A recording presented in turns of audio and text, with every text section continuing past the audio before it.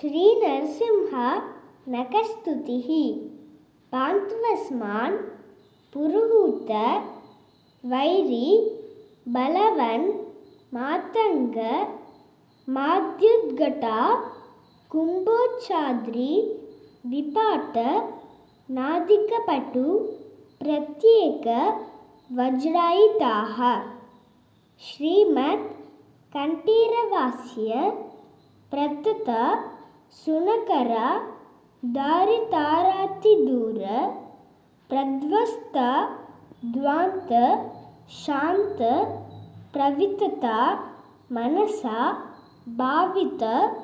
भूरिभाग्यैः लक्ष्मीकांत समंत तोपि कलयन् सैवेशितुस्ते समं पश्याम्युत्तम वस्तु दूरतरतो पास्तं रसो योष्टमः यद्रोषोत्कर दक्षनेत्र कुटिल प्रान्तोत्थिताग्नि स्फुरत् कद्योतोपम विस्फुलिंग बसित ब्रह्मेश शक्रोत्कराः इति